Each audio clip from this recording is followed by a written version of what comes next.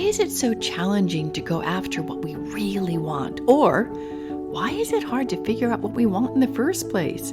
You're listening to Mindful Manifesting. This is Ariana Rollins. That's exactly what we're talking about in this episode. But before we get started, if you would like to uncover your energy, your unstoppable energy, book an Unstoppable Success Discovery Call, and we can explore what it's like to work with me.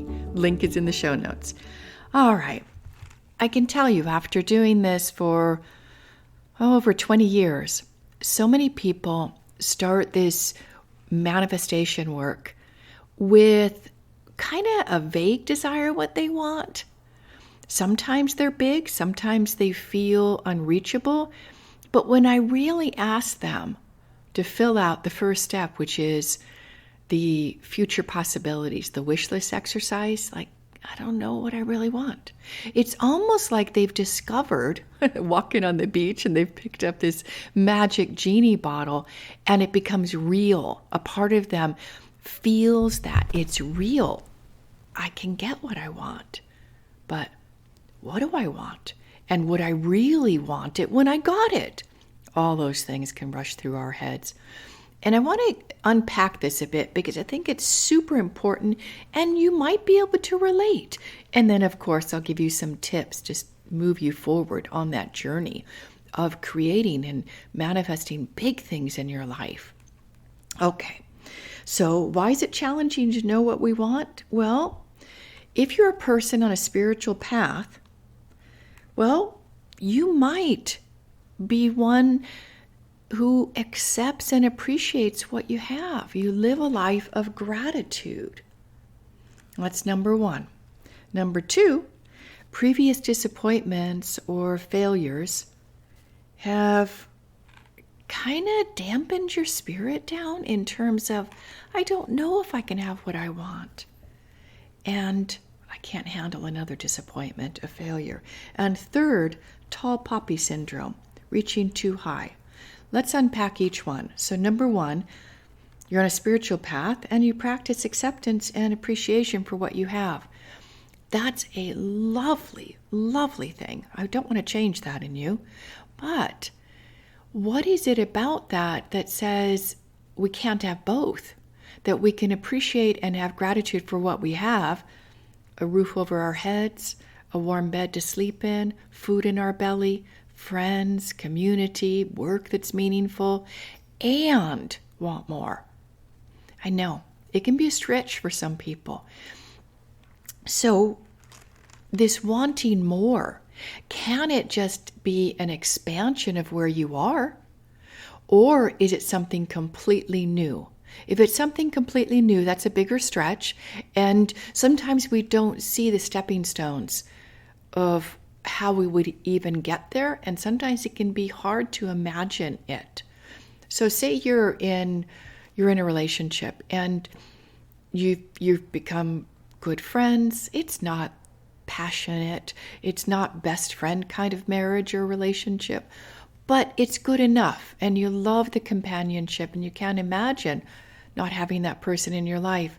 But there's a part of you that is longing for that true spiritual communion and what's possible. And maybe you came into this life to experience that, create that.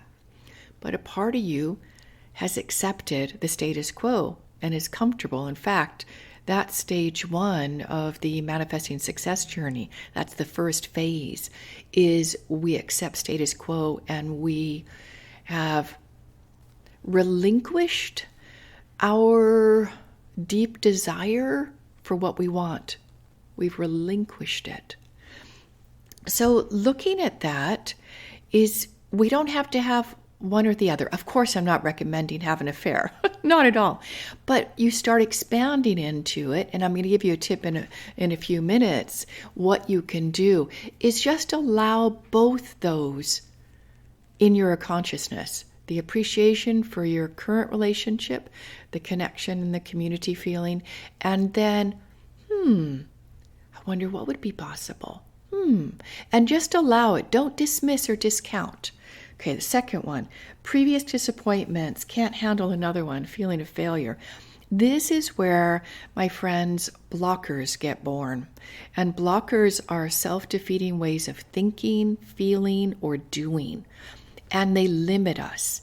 And if this is what's holding you back from going after what you really want or knowing what you want, we can do a lot with that one, because those are simply protection mechanisms to avoid the pain, avoid reliving the disappointment. And mostly we're living in the past, because those are the emotions that are coloring our future possibilities. So we can do a whole lot with that. So as I'm reading this through or speaking this through to you, because I'm not reading it to you, is start to make note of, is it number 1, number 2, or 3 that's limiting my belief or capacity to know what I want, and start to feel into that and move towards it. Third one, tall poppy syndrome. Don't reach too high. Now, I think this is an Australian term where we live in a community, we live in a family, we live in society, and maybe your family never explored being an entrepreneur. They did jobs that were reliable, provided retirement, they were stable, brought a regular paycheck in. So you don't have any role models. You don't have anyone who rose above, not above as in superior, but out of the norm, out of the box. Well, finding role models, finding people that you admire and you respect, who are living to their ideals, their integrity, and you're like, well, maybe I could do that. And I'm not recommending you go enroll in an entrepreneurial training course by any means. I have gone down that path, and I can tell you, more often than not, we get conditioned away from that gentle, natural passion of what we want to bring into the world. So be cautious, be aware of who you choose as your mentor. So this tall poppy syndrome, let's go back to what it was or is. So if you look at a poppy field, and then there's a poppy that's rising above the masses, and then it gets chopped off so that the whole field looks harmonious. We're all in it together. We're all these poppies growing together. So don't grow beyond your reach. Don't be unique in your own expression. Be with the masses. All right. So those are why it can be challenging to know what you want. You're on a spiritual path, and you are a person of gratitude. You accept and appreciate. 2, previous disappointments. Can't handle another one. 3, tall poppy syndrome. We want to fit in to our family, into community. We don't want to reach above. All right. So what do we do? Well, first is don't change your beautiful self. I love it that you're accepting, appreciative, and you live from a place of gratitude. Because as a person on a spiritual path, that's a manifesting superpower. It really is, to be grateful for what we want. I'll expand upon it a little bit. Say someone is in, a time in their life where they're frustrated, and they really don't have much of that appreciation, that gratitude. They're living from a place of entitlement. I deserve more money. I deserve more respect. I deserve more. And perhaps they are self-employed. They've got a decent income. They've got good clients working with them. And they become blind to what they have. They're in this state of entitlement. I deserve it. And sadly, there is a theme that goes into a lot of entrepreneurial coaching practices and businesses, that this entitlement, it's like we're going to rev the engine, and that entitlement and deservedness is going to create it. It doesn't, my friends. It actually can poison the well from which we are drinking, and poison what our prospective clients would feel. Because if we're entitled to being paid for, let's say human design readings, they can vary anywhere from $150, $200 to like $1,000, $2,000. And again, I'm not criticizing people setting their prices. That's not me to say. But if it's coming from, I am so good at this, I am the best, well, that feels kind of yucky, especially if you're on a spiritual path. So don't give up your beautiful self of appreciating where you are. It's a matter of holding both in your consciousness. And you can do that. That's something you can develop. Be grateful for where you are and be reaching for those more challenging intentions, objectives. All right, second one, what to do. Well, you sneak up on your success, and I love that term. Ask yourself open questions.